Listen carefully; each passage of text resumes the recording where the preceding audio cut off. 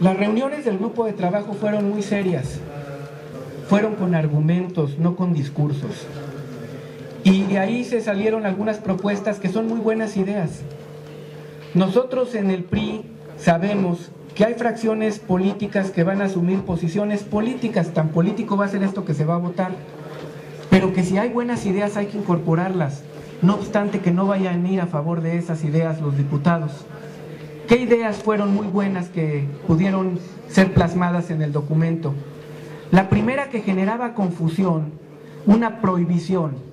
Se dice en un artículo, el 74, que había prohibición de las Fuerzas Armadas para intervenir en asuntos derivados de resoluciones de carácter administrativo, laboral o electoral, que estaba prohibido hacerlo, que solamente se podría intervenir si cualquiera de estas circunstancias rebasara el ámbito de lo administrativo, de lo laboral o lo electoral y se convirtiera en una amenaza. Pero esto generaba la posible suspicacia de decir, ahora el ejército se va a meter en asuntos electorales o administrativos. Entonces eliminó la excepción, quedó la prohibición como debe de ser. Segunda, para el PRI es muy importante que haya actos concretos de autoridad que puedan ser combatidos legalmente. Que si el ejército está actuando en una determinada localidad, no quede difuso de quién dio la orden, quién es el mando, por qué están ahí, sino que tenga que haber un acto de autoridad en blanco y negro, en papel, que diga por qué están actuando y para qué están actuando, y ese acto de autoridad se pueda combatir, que cualquier ciudadano ya sepa que puede combatir el acto de autoridad porque se volvió un acto concreto de control constitucional y no un acto abstracto de control de la Constitución.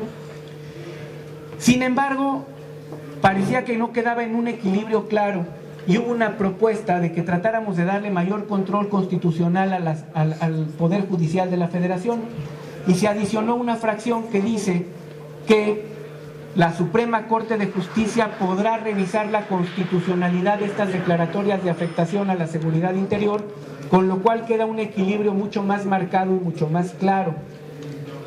Adicionalmente, se especificó con claridad que el fuero que rige toda esta ley y esta minuta es el fuero civil, que ese nunca estuvo a discusión.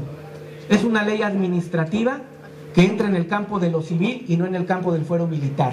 Y si los militares van a entrar a actuar con los civiles, el fuero que rige es el fuero civil, porque el fuero militar se basa en órdenes y el fuero civil se basa en garantías constitucionales. Entonces lo pusimos también con mayor claridad.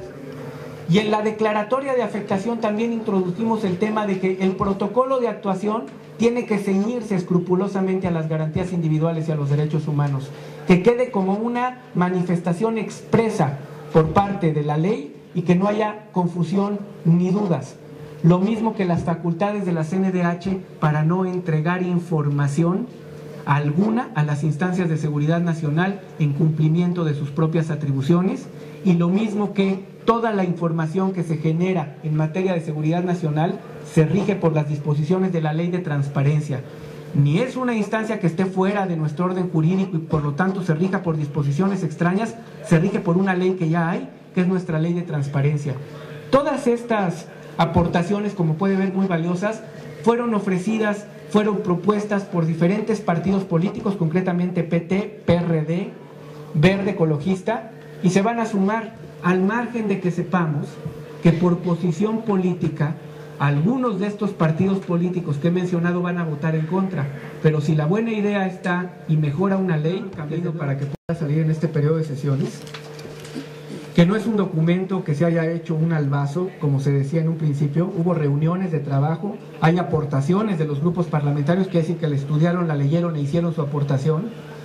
Ha habido publicidad, como ustedes han podido ver, del tema. La minuta se tenía desde hace un año en esta Cámara de Diputados, de tal manera que condiciones hay. La decisión no la toma su servidor, la toma una Junta de Coordinación Política. Esa modificación en el artículo 83. Ese artículo dice que ya en una afectación a la seguridad nacional, a la seguridad interior, es decir, cuando las Fuerzas Armadas ya están en un determinado territorio, pueden allegarse de información. ¿De qué información? Pues de fuentes abiertas, de fuentes cerradas, de informantes.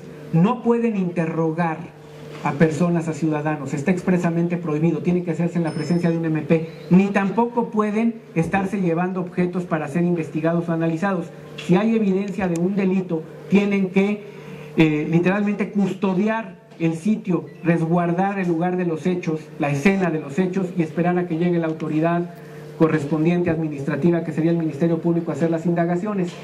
Y que de ahí en fuera los medios que puede utilizar son los que sean necesarios para llegarse de información y hacerle frente a la emergencia.